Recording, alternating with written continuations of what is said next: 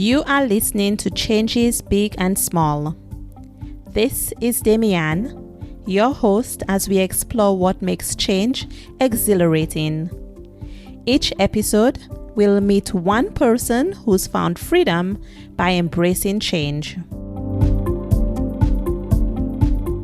This week, I'm speaking to another teacher, Emily Slyman. Although she's a teacher like Ryan from last week, their paths have been quite different. Emily did start out working as a software engineer before changing to be a pastry chef. She didn't find the passion that she was seeking there though, and instead, she found it as a high school math teacher. Along the way, Emily's lived in 8 countries. In that time, she's learned to embrace change and to say yes to new experiences. She also faced one of the biggest challenges of her life in the past few years. Join us to learn about Emily's journey. I hope that you will connect with her message and get inspiration to explore some of your own dreams. Let's get started. Today I'm talking to Emily. Emily, can you tell us where were you born, where you live now, and what do you do that pays the bills? So I was born outside of Cleveland, Ohio. I was raised in Atlanta. I'm currently living outside of Tokyo, Japan, and I am a high school math teacher for fun and money. Oh, that's nice. Fun and funny. So tell us, what do you believe about change? Change appears to be scary for many people and hasn't really ever been scary for me. My belief in change is that it's necessary if you don't want to be stagnant in your life. Would you please share with us what's the biggest change that you've made in your life? I have made so many changes in my life that I'm not sure how to rank them in order of size. But I'm now living in my 8th different country, and so maybe moving has been the biggest changes, but I've also changed careers 3 times. So I think that has been big changes as well. And I think maybe the change in careers has been the biggest changes that I've made because it's sort of shifted my whole path. And maybe that's what led me to living in different countries. What was that career change that you made? Actually, it was at some point in university that I was studying to be a chemical engineer and decided that really my passion was cooking. And so I wanted to become a pastry chef. I told my parents and they were super supportive. And I think part of the lack of fear in change is that my dad sort of searched for his passion, and my dad changed careers a few times in my lifetime. And so they said, Emily, that's great. You can be whatever you want, but you should finish getting your degree in mathematics first. And so I did that, and I realized that I wasn't really ready to become a pastry chef. And so I worked as a software developer for a little bit to make some money so that I could quit and pursue my passion to become a pastry chef.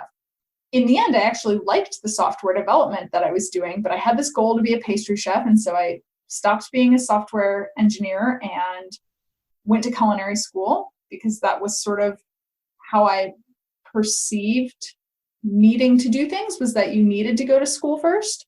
And went to school, moved to San Francisco, worked as a pastry chef, and decided that it was not at all for me.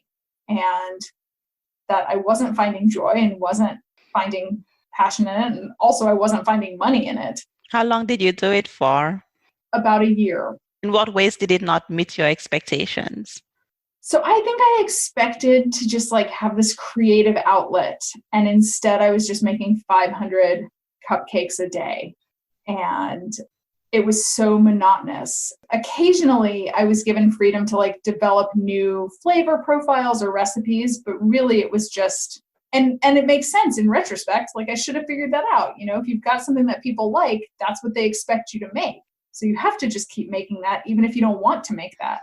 And so, yeah, I stopped being a pastry chef and then sort of fell into teaching math and got really lucky that I love it. You talk about falling into teaching math. What did that look like? And I think that I learned pretty early on in being a pastry chef that I should have just gone and tried to be a pastry chef, and I should have gotten a job in a restaurant or a bakery rather than going to culinary school.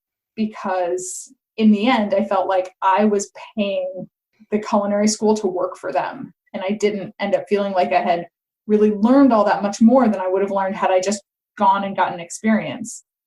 So after I decided not to be a pastry chef, I didn't yet know I was going to be a math teacher. I didn't know what I was going to do. Through mutual friends, I learned about this opportunity to sort of go to Thailand for 6 months and do a workshop around sustainable living and sustainable farming. And so I went and did that. And while I was there, had dinner with another set of mutual friends. This friend was a teacher, a math teacher at an international school. And I was like, wait, you get to live abroad and you get to really know the country, and you're still getting to travel, and they're paying you a salary, and you get all this great vacation time. And my undergrad degree is in math. And so I was like, maybe I should try to become a math teacher so that I can live abroad also. And so I went back home to San Francisco, sort of figured out what I needed to do to teach internationally, which was I needed a valid teaching certificate and I needed some experience. And so I got a job on an emergency credential at a school in San Francisco. I enrolled in night school to get the credential because in this case, I knew that I did actually have to go to school so that I could meet the requirements to get the credential. You talked about an emergency credential. What's that? At the time in San Francisco, they were so desperate for math and science teachers that they would hire you even without your teaching certificate, under the caveat that you were working towards getting your teaching credential. It was incredibly hard, and I didn't have any classroom experience, and I missed out on the more traditional path that teachers tend to take, which is where they take their pedagogy classes and then they also get to shadow a more experienced teacher and have, almost an internship sort of model. And I didn't have that. I was just thrown into the fire, and I was teaching 5 different sections of different levels of algebra.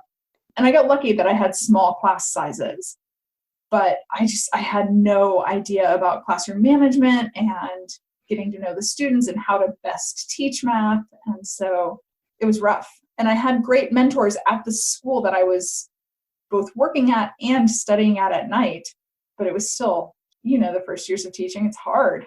I'm thinking back about how prepared did I feel for my first teaching position. Sure, I did my teaching certification before and I had graduated and I did my practicums. So I had some experience, but I don't know that I really felt ready at all. In terms of discipline and classroom management, I don't know that anything that I had done had prepared me for that.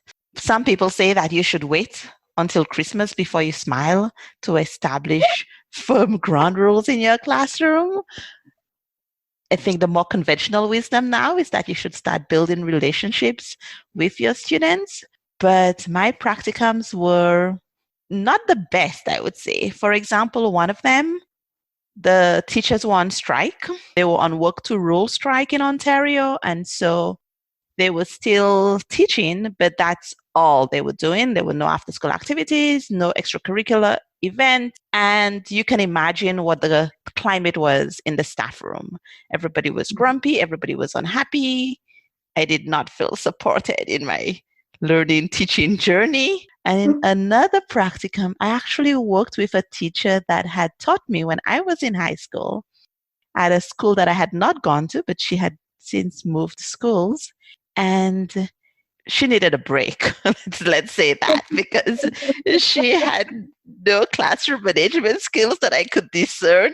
I remember thinking, I didn't know this teacher very well as a student, but she definitely needs a year off or something for her to recharge. You talked about some of your challenges in terms of not knowing the pedagogy or learning classroom management and those kinds of things. What kept you going at that time then? In part because San Francisco was going through this change. There were so many teachers in my school that were in a similar situation to me. Basically, as a way to save money, the school district had I'm not sure what happened to the more experienced teachers, whether they changed districts or what, but there was a lot of us who were on emergency credentials, which meant our salaries were much lower than other teacher salaries, but it also meant that a bunch of us were in the same situation. And so I think we really supported each other through it. I had this great cohort that I was working with that was a place to vent, a place to learn new things. And the experienced teachers that were still at the school were there because they were really invested in the school and the neighborhood. I learned so much from them as well. I think most of the things that I had learned in my courses, it seemed that the idea of classroom management was like silent children sitting in desks with pencil to paper. And that was sort of what education should look like. And my view of education has changed so much since then. I expect my classrooms to be much louder now and engaged in math, I hope. But like you said, classroom management philosophy now, the core of it is building relationships. And so I value talking to my students about what they care about, which typically is not math, and finding out how I can make those connections with them and hopefully get them to not hate math. And math is such a big one for that too, because people tend to have such strong opinions about math. I also studied math, and actually when I went to university, I thought that I was going to be a math teacher. Well, I did teach some math classes, but somewhere along the way, I ended up teaching computer science and being an IT integrationist much more than teaching math. But people would always say either, oh, I love math, or, oh, math, I'm afraid of math, or I don't understand math. And it's one of the subjects that people seem to be really polarized around. Absolutely. So what are some of the lessons that you've learned or the skills that you've developed as you've made changes in your life? I think saying yes is one of the key skills that I've had to work on in myself, because by nature, I'm an introvert. I'm quite happy to stay at home by myself. If part of the reason that I've been moving to these different countries is to experience different cultures, then I need to leave the house. And so when, people post things to our off-topic chat at work, or people ask me to do stuff, I've been pushing myself to say yes at least once a week to get myself out of the house and to experience different things. In doing that, it leads me to enjoy the countries that I'm living in much more and to discover things that maybe I didn't know that I would like. And also to learn more about myself and reaffirm that there are some things I don't like. I know that I don't like big crowds and loud noise. What are some of the things you've discovered that you did enjoy that you may not have necessarily tried, if not for your open-minded yes attitude?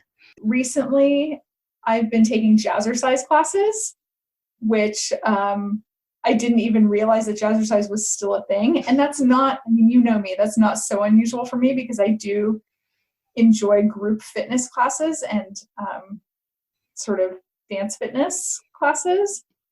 But also when I was living in Bangkok, learning to say yes to sort of longer yoga workshops, for example. I signed up for quite a few 2.5-hour workshops. And I think in the past, I would have been afraid of doing some sort of exercise for that long. And one of them that I did was a handstand workshop. And, I was like, there's obviously no way that anyone can do 2.5 hours of handstands, but I was so curious about how they would sort of get us into it and build on the foundations of learning how to do handstands. And I was never a very good gymnast. I could do a cartwheel, but I've never been able to do handstands for very long. And also now that I'm older, like the idea of being upside down is scary as well. But that idea of sort of, yes, you can do it. Although I really think that rather than the moving abroad or the changing careers, I think that part comes from the surviving cancer and realizing that okay, it might be hard, but you can do it. And you're not ever going to do it if you don't try. And maybe you'll fall down, but it's going to be something that you'll survive. Could you tell us a little bit about, you've been in remission for 2 years now, is it? So I was diagnosed in March of 2016 with Hodgkin's lymphoma. And according to my doctor, you start counting remission basically from the time you're diagnosed. Okay. So 3.5 years almost. Yeah. Actually, the way that I know Emily is that we both taught at the same school in Prague, in Czech Republic. And actually, Emily was my closest neighbor. And I was very sad when she decided to move from Prague to Bangkok, but have also enjoyed being able to visit her. So you had your cancer treatments in Bangkok, right? Yeah. Would you say that was the hardest thing you've been through? Making the decision of where to have treatment was hard. Going through the chemo itself was not so hard at the beginning. I anticipated it being a lot harder, and then it did get hard, and it sucked. Sort of when I reached the halfway point in treatment, I remember thinking, like, once this is all over, if it comes back, I'm not doing chemo again. It's so awful that I don't want to have to go through this again. I don't want to feel like this again. But now that I'm on the other side of it, and knowing that it does end, and knowing that it ended with me being free of cancer, of course, if it came back, I would do it again. How long did treatments take? I had 6 months of chemo, and my chemo was every 2 weeks. So I had 12 treatments total. The treatments themselves were about, active time was 4 hours, but it would be a whole day spent at the hospital. And part of the reason that I chose to have my treatment in Bangkok, I think one, I was working in Bangkok at the time, and that's where my insurance was. And it just seemed easier to have the treatment in Thailand rather than figuring out the insurance process to have it done in the US. But also, I wanted to be in my house with my stuff, and I wanted to have access to easy massage and cheap food and sort of those comforts while I was going through treatment. But it was a hard decision to make of where to have treatment, because I know also that my family wanted me to be near them so that they could help out in the support. Mm-hmm. But then I was so lucky with my closest friends coming to Bangkok to help, and you were out for a few weeks, and it was so nice. Yeah, and I feel like I saw you kind of at your high point. I think around the time when I visited, your chemo schedule had changed, and so you were not going through chemo when I was visiting after all. And we even got to do some Zumba, maybe at 25% Emily level, but still. Yeah, and I think that was something that was really important to me as well, that I keep moving during chemo. And so I would try to take walks or get in the pool, and sometimes it would just be to like walk in the pool. And if I felt up to it at all, going to Zumba, even if I could just dance 1 or 2 songs, to be around people and to listen to the music and to feel like I was helping to flush the drugs through my body and out of my body, even if it was just mental, that part really was important to me. And I think that part really helped me to stay focused on feeling good even when I was feeling bad. What would you say are some of your strengths that make you so adaptable? I think being comfortable in my own skin. I think I've spent a lot of time thinking about who I am and who I want to be and what I prioritize. I first moved abroad to sort of see the world and travel a bunch. And I've noticed in the past few years that my travels have been to go see friends and to maintain connections. I think that comes from getting to know myself and realizing that this like sense of adventure is still there, but the need for community is greater. And being comfortable with myself and quite happy alone is always present, but then also being connected to something beyond just myself. I can definitely relate to that. I can remember when I was in my 20s, I loved doing these ridiculous trips where I slept on the bus, and I spent one day in places so that I could see all these things. It's not fair to call them ridiculous because I did enjoy them a lot, and I was intentional about those plans at the time. But now this has no appeal to me. Like I'd much rather hang out in a place for a few days and be with friends as well. What do you ask yourself when you're trying to decide if you should do something new or not? I am a big organized list creator. So I definitely create lists of pros and cons. Certainly, like on my list, when I was thinking about leaving Prague, like leaving you behind was one of the hardest things because I feel like our friendship is so great, and having a neighbor that was so close and having that sense of community. So when I think about moving, I create lists or moving and or making changes. But I'm still not sure like how to rank my lists or how to organize my lists.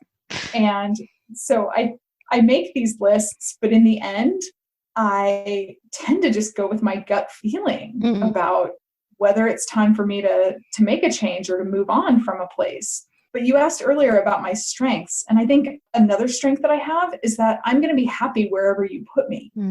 And so this idea of one perfect spot or one perfect job, it's just not true. And so being happy with what I have and where I am, and knowing that if any of those things change, I can be happy with someplace else or working someplace else, and trying to remain present with wherever I am at the time. That resonates so well with me, what you've just said, because definitely my impression of you is that you're happy and that you make the best of situations. And it's so interesting to me because, yes, I know you're an introvert, just like I am, but although we have so much in common, we're also very different people. Sometimes I watch you and I marvel because I'm like, she's just talking to everybody around her. And I do understand that introversion looks very different at different times. And you can even be a gregarious introvert, for example. And I'm not saying that's what you are, but I think one of the things that drives you is your curiosity as well. And you're much more open. And I learned from that. So thank you. Well, and it's funny because you said that, your travels, like me, you've been wanting to go to a place and make connections, but I still feel like, every time I talk to you, you've got these plans to go to places that you haven't been before. And yes, maybe you go and stay a few days rather than just, 24 hours before going on to the next part. But I'm so inspired by you, how you continue to find different places to go and, people who will go there with you. Well, that's the key. I find people who will go with me, whereas before I would have been maybe more comfortable doing it all by myself. So maybe that's one of the changes that I have seen over time. What changes still scare you? I don't know. I feel like I am equipped to handle most things that are thrown at me. And I'm very lucky that if something happened with my job, I feel like I could find a different job. And if I move to a new place, I can find my people there or find the things I like to eat there.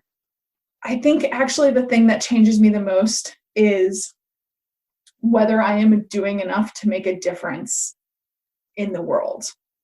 And looking at the current climate in the US, am I prepared to live there again and to be an advocate and to be an ally and to help to bring about the change that I would like to see in the world? And I wonder if I am obvious enough about that with my students. I think those are the things that worry me or I'm afraid of. When you say obvious about that with your students, do you mean like representing your true self or talking about the world? What? Tell me more. No, I don't think representing my true self. I think that I am who I am, and I am definitely upfront about that. But I do think that sometimes I moderate my speech and moderate my beliefs to not make waves. And why might that be? I try to acknowledge that not everyone has the same beliefs I have.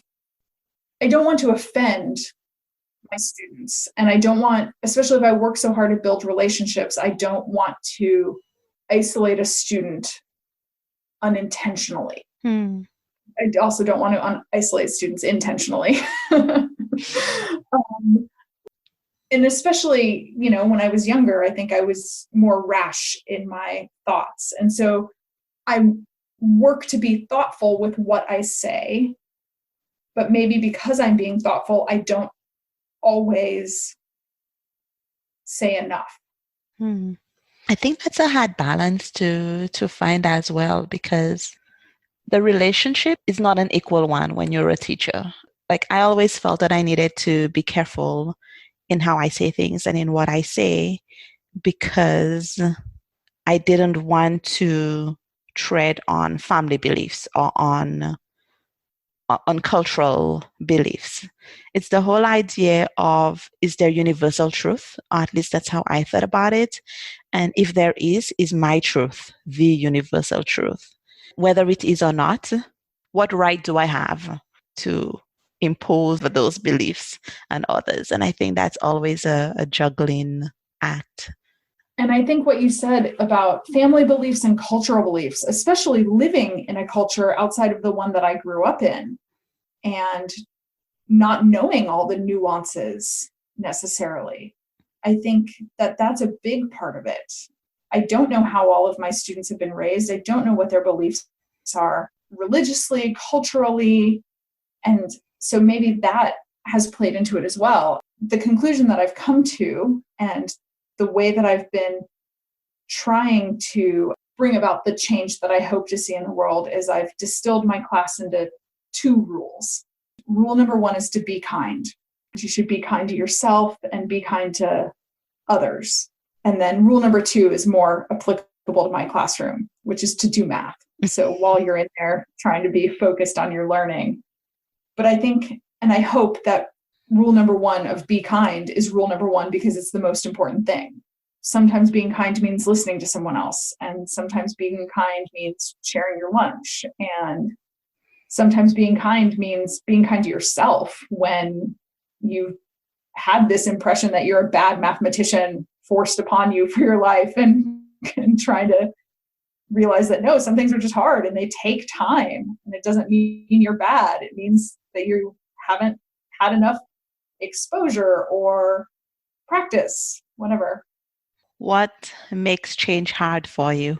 I don't think change is hard for me. I think not changing is hard for me. So being comfortable with where I am and not looking for what's next. And I think that's why I've tried to develop more of a practice of slowing down and taking every day as it is, and to appreciate the weather, the culture, the food, whatever it is, to not always be looking for my next change.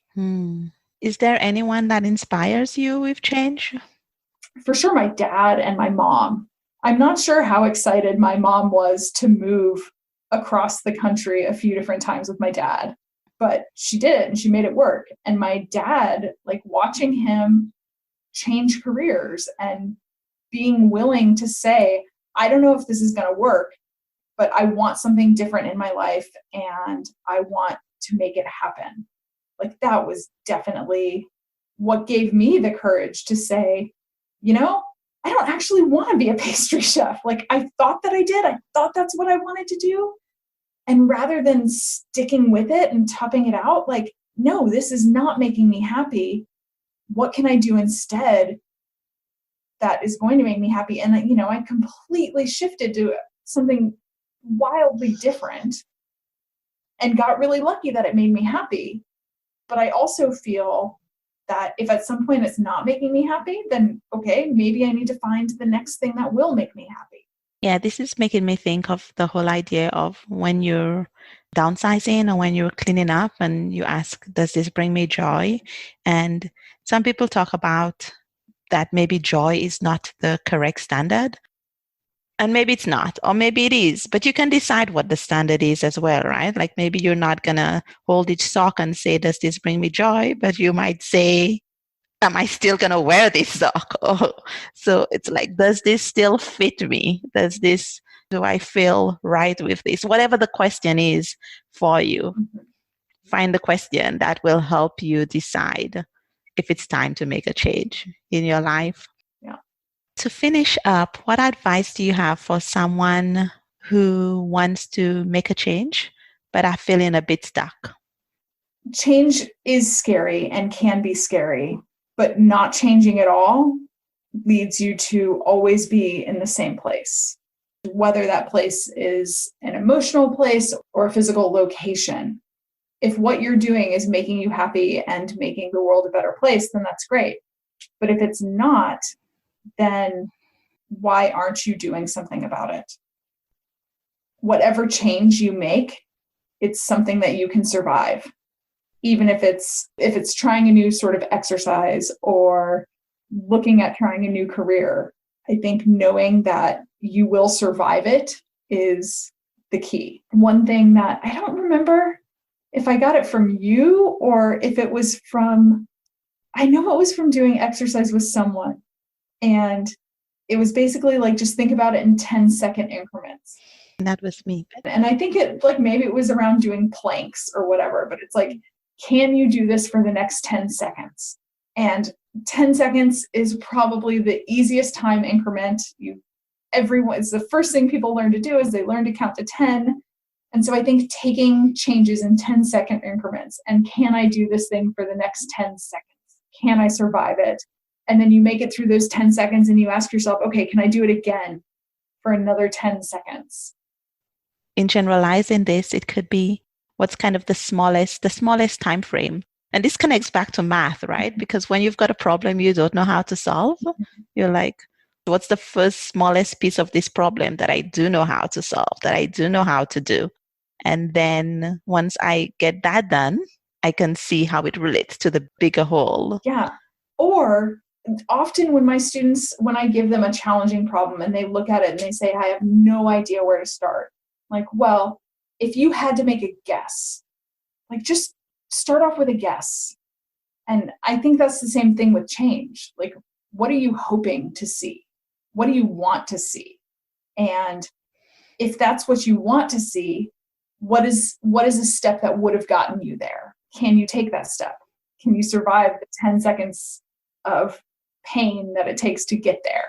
For the final question, is there anything that I've missed or anything that you'd like to add before we finish up? Well, I'm still thinking back about the question of like the previous question and how big changes aren't for everyone. And a change doesn't have to be career or location in the way that it's been with me. Change can just be going back to the Marie Kondoism of, does this bring you joy?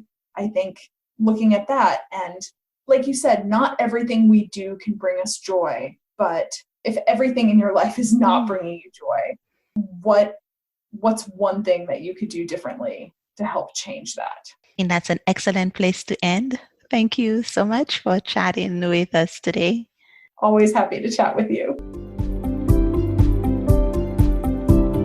You can connect with Emily on Twitter through her username Emily Slyman or on her blog emilyslyman.com. You can see the spelling in the show notes. I would like to invite you to leave a comment on the show notes if you've enjoyed any of the episodes so far, or if you'd like to be a guest on Changes Big and Small. Let me know what your favorite question is, or if you have a question of your own and you could hear it in a future episode. I leave you with this. Go ahead. Take the smallest step that you can today to get closer to your dreams. Have a great day, everybody.